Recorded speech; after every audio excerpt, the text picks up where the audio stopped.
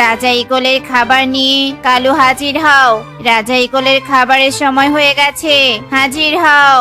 মন্ত্রী কবুতরের ডাকে রাধুনী কালু কাক রাজা ইগলের জন্য তার হাতে করে খাবারের থালা নিয়ে আসে। রাজামশাই, আপনার সব খাবার আমি অনেক সুস্বাদু করে রান্না করেছি, খেয়ে আপনার মন প্রাণ সব ভরে যাবে। থাক থাক, নিজের রান্নার এত প্রশংসা করতে হবে না, আমি খেলেই বুঝবো আজ কেমন রান্না করেছিস। প্রতিদিন তো রান্নায় কোনো না কোনো ঝামেলা করিস। রাজা ইগল কথা বলেই খাবারের থালা থেকে খাবার খাওয়া শুরু করে এবং একটু খাবার মুখে দিতেই রাজা ইগল মুখ থেকে সব খাবার থুতু করে ফেলে দেয়। এটা কোনো রান্না হলো? কোনোটাতে লবণ কম তো কোনোটাতে ঝাল কম। খাবার খেলাম নাকি আবর্জনা খেলাম? আমি হলাম এই বনের রাজা, আমার খাবার এমন বেস্বাদ হতেই পারে না। মন্ত্রী, আমি এই কালুকে আমার রাঁধুনি হিসাবে আর রাখবো না। তুমি বনে ভালো রাঁধুনির খোঁজ করো। এই কালু রাঁধুনি নয়, আজ থেকে তুই এই রাজপ্রাসাদের ঝাড়ুদার। তুই আজ থেকে ঝাড়ু দিবি। রাজা মশাই, তবে আমি বনে বনে প্রচার করে দেই, যারা যারা আপনার রাঁধুনি হতে চায় তারা যেন একটু করে বাড়ি থেকে খাবার রান্না করে নিয়ে আসে। যার খাবার পছন্দ হবে তাকে আপনি আপনার রাঁধুনি বানাবেন। রাজা মশাই, আপনি এমন নির্দয় হবেন না। আমি রাঁধুনি থেকে ঝাড়ুদার হতে পারবো না। রাজা মশাই, আমাকে আর একবার সুযোগ দিন। কালু, আর কোনো কথা নয়, যা যা পুরো রাজপ্রাসাদ ঝাড়ু দিয়ে পরিষ্কার কর, নয়তো তোকে একেবারে কাজ থেকে বাদ দিয়ে দিব। কাজ থেকে বাদ পড়ার ভয়ে কালু কাক আর কোনো কথা না বাড়িয়ে রাজপ্রাসাদ ঝাড়ু দিতে চলে যায়। অন্যদিকে মন্ত্রী কবুতরও বনের বড় বটগাছের ডালে বসে চিৎকার করে রাজামশাইয়ের রাঁধুনি নিয়োগের প্রচার করতে থাকে। শোনো শোনো শোনো বনবাসী, শোনো, রাজা ইগলের জন্য রাজপ্রাসাদে রাঁধুনি নিয়োগ দেওয়া হবে। যারা যারা ভালো রান্না পায় তারা যেন সামান্য পরিমাণ কিছু রান্না করে রাজা ইগলের কাছে নিয়ে যায়। যার রান্না খেয়ে রাজা ইগলের ভালো লাগবে তাকে রাজপ্রাসাদের রাঁধুনি বানানো হবে। শোনো শোনো বনবাসী, শোনো। শুনেছিস শুনেছিস মিষ্টিটি, রাজা ইগল রাঁধুনি খুঁজছে। আমি তো ভালো রান্না পারি, আমি রাজপ্রাসাদের রাঁধুনি হওয়ার যোগ্য। আমি এক্ষুনি রান্না করে রাজা ইগলের কাছে নিয়ে যাব। আমি রাজা ইগলের কাছে রান্না করে নিয়ে যাব। রাজা ইগল আমার রান্নাই পছন্দ করবে, তুই দেখে নিস। যাই বাবা, তাড়াতাড়ি রান্না করে রাজা ইগলের কাছে নিয়ে যাই। আমার রান্না কি আর রাজামশাই পছন্দ করবে? গরিব পাখি আমি, তেমন মশলা জোগাড় করে রান্না করতে পারি না। যাই, এই সামান্য কিছু সবজি জোগাড় করে রান্না করেছি, রাজামশাইয়ের কাছে এই সবজি নিয়ে যাই। এই বলে টুনি তার রান্না করা সবজি নিয়ে রাজপ্রাসাদের দিকে রওনা দেয়। অন্যদিকে সুখী পায়রা আর মিষ্টিটিও তাদের বাড়ি থেকে রান্না করে রাজপ্রাসাদে নিয়ে আসে। মন্ত্রী মশাই, মন্ত্রী মশাই, আমরা রান্না করে নিয়ে এসেছি, দেখুন কার রান্না ভালো হয়েছে। রাজা মশাই, আপনি একে একে সবার রান্না খেয়ে দেখুন কার রান্না খেতে সুস্বাদু হয়েছে, কাকে আপনি রাঁধুনি বানাতে চান।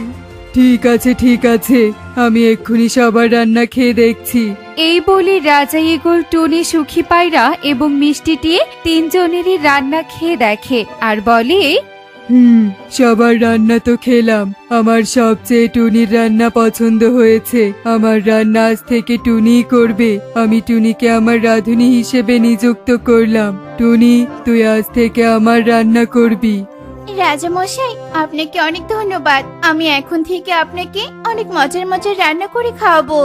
টুনি যখন রাজা ইগলকে এসব কথা বলছিল, ঠিক অন্যদিকে কালু কাক রাজপ্রাসাদের এক কোণা ঝাড়ু দিতে দিতে এসব দৃশ্য দেখছিল। কালু কাক এসব দেখে রাগে হিংসায় জ্বলতে থাকে।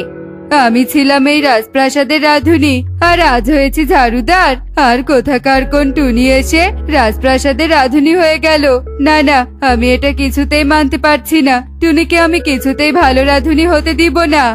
এই বলে কালু সেখান থেকে চলে যায়। অন্যদিকে টুনি রাজপ্রাসাদের রান্নাঘরে গিয়ে রান্না করতে থাকে। ভালো একটা কাজ পেয়েছি, মনোযোগ সহকারে কাজ করব, রাজা মশাইকে ভালো ভালো রান্না করে খাওয়াবো। এই যা, রান্নাঘরে তো দেখছি হলুদ নেই, যাই বাইরে থেকে গিয়ে হলুদ নিয়ে আসি। টুনি হলুদ নেয়ার জন্য বাহিরে চলে যায়। এই সুযোগে কালু হাতে একটা তরলের শিশি নিয়ে রান্নাঘরে প্রবেশ করে আর রান্নার হাড়ির সামনে এসে বলে, টুনি রাজামশাইকে সুস্বাদু রান্না করে খাওয়াবি তাই না? আমি তো তা হতে দিব না। তোর সুনাম হোক আমি কিছুতেই চাই না। এই তরল টুনির রান্নায় মিশিয়ে দিলেই রাজা ঈগল অসুস্থ হয়ে যাবে আর সব দোষ এসে পড়বে টুনির ঘাড়ে। হা, হা, হা, হা, হা। আর আমি নিব মজা। হা, হা, হা, হা, হা। এই বলে কালু কাক তার হাতের তরলের শিশি থেকে সম্পূর্ণ তরল টুনির হাঁড়িতে ঢেলে দেয় আর সে সেখান থেকে চলে যায়। এর কিছুক্ষণ পর রাজামশাই, রাজামশাই, আপনার জন্য আমি খাবার রান্না করে নিয়ে এসেছি। টুনি রাজা ঈগলকে খেতে দেয় আর রাজা ঈগল যেমনি টুনির রান্না করা খাবার খায় অমনি রাজা ঈগল সিংহাসন থেকে পড়ে যায় আর রাজা ঈগল কথা বলতে পারলেও তার পুরো শরীর অবশ হয়ে যায়। কি হলো? কি হলো আমার? কি হলো? আমি হাত পা নাড়াতে পারছি না কেন? এই টুনি, আমাকে কি খাইয়েছিস? কি হলো? কি হলো রাজামশাইয়ের? কি হলো? হ্যাঁ, তোরা কে কোথায় আছিস? তাড়াতাড়ি আয়। রাজামশাইয়ের কি হলো? মন্ত্রী কবুতরের ডাকে প্রহরীরা ছুটে আসে আর রাজা ঈগলকে নিয়ে বিছানায় শুয়ে দেয়। রাজবৈদ্য আসার আগেই টনি ভালোই ভালোই বলছি, স্বীকার কর তুই রাজামশাইকে রান্নার নামে কি খাইয়েছিস। সত্যি বলছি, সত্যি বলছি মন্ত্রী মশাই, আমি কিচ্ছু জানি না। দেখেছেন তো দেখেছেন রাজামশাই, আমাকে বাদ দিয়ে টুনিকে রাধুনি বানিয়েছিলেন জন্যই টুনি আপনার কি সর্বনাশ করলো। এজন্যই তো কথাই বলে পুরাতন জিনিস সবসময় মূল্যবান। আমি আপনার পুরাতন রাধুনি ছিলাম, আমার রান্না খারাপ হলেও আপনার শরীরের কোনোদিন ক্ষতি করিনি। তোরা কে কোথায় আছিস? টুনিকে বন্দি কর। বিশ্বাস করুন আপনারা, আমি কিচ্ছু করিনি। আমি মনোযোগ দিয়ে রান্না করেছি, আপনারা বিশ্বাস করুন। টুনি যখন নিজেকে বাঁচানোর জন্য আকুতি মিনতি করছিল ঠিক তখনই রাজবৈদ্য তার ঘরে ঔষধি ঝোলা নিয়ে সেখানে উপস্থিত হয় আর বলে, দেখি দেখি রাজামশাইয়ের কি হয়েছে। হ্যাঁ, আমি বুঝতে পেরেছি রাজামশাইকে কোনো বিষাক্ত কিছু খাওয়ানো হয়েছে, কিন্তু চিন্তার কোনো কারণ নেই। আমার কাছে এর ঔষধ জানা আছে, রাজামশাই এক্ষুনি ঠিক হয়ে যাবে। আমার কাছে আছে জাদুকরি গোলাপি আঙ্গুর, সেই আঙ্গুর রাজামশাইকে খাইয়ে দিলে রাজামশাই সুস্থ হবে। কিন্তু একটা কথা, এই আঙ্গুর যে কেউ এই রোগীকে খাইয়ে দিতে পারবে না। যে স্বাদ তার হাতে এই আঙ্গুর খেলে রোগী ভালো হয়ে যাবে। কে সৎ কি করে বুঝবো? এই গোলাপি আঙ্গুরি খুঁজে নিবে কে সৎ। আমি সৎ, আমি সৎ। আমি রাজামশাইকে গোলাপি আঙ্গুর খাওয়াবো। দাও দাও, আমাকে গোলাপি আঙ্গুর দাও। রাজবৈদ্য তার ঝোলা থেকে একটা বিশাল বড় গোলাপি আঙ্গুর বের করে আর কালু কাকের হাতে দেয়। কালু কাক গোলাপি আঙ্গুর হাতে নিতেই আঙ্গুর কথা বলে ওঠে, তুই হিংসুক, তুই দুষ্ট, তুই নিজের স্বার্থের জন্য অন্যকে বিপদে ফেলিস। তুই আমাকে ছবি না, আমাকে অন্যজনের হাতে তুলে দে। কালু, ওই গোলাপি আঙ্গুর আমার হাতে দে। আমি যদি কারো কোনো ক্ষতি করে থাকি ওই গোলাপি আঙ্গুরই বলে দিবে। তুই অনেক ভালো, তোর মনে কোনো খারাপ চিন্তা নেই। তোর হাতে আমাকে রাজামশাইয়ের মুখে তুলে দে, রাজামশাই সুস্থ হয়ে উঠবে। গোলাপি আঙ্গুরের কথা শুনে টুনি গোলাপি আঙ্গুর রাজামশাইকে খাইয়ে দেয়। রাজামশাই সঙ্গে সঙ্গে সুস্থ হয়ে ওঠে। রাজামশাই সুস্থ হয়ে গেছে, এ তো চমৎকার হয়ে গেল। যার কারণে রাজামশাই অসুস্থ হয়ে গিয়েছিল তার কারণে রাজামশাই সুস্থ হয়ে গেল। ঠিক বলেছ মন্ত্রী। কালু, সত্যি করে বল গোলাপি আঙ্গুর কেন তোকে ওভাবে দোষারোপ করলো? বল, সত্যি করে বল, কারণ কি?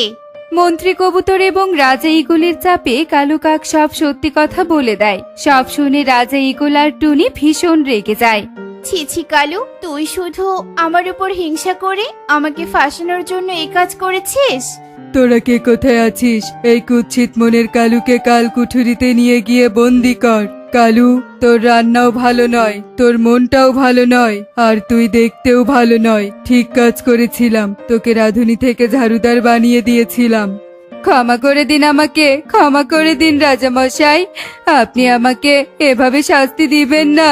আমি বুঝতে পেরেছি হিংসা করে কোনোদিন কারো জায়গা নেওয়া যায় না।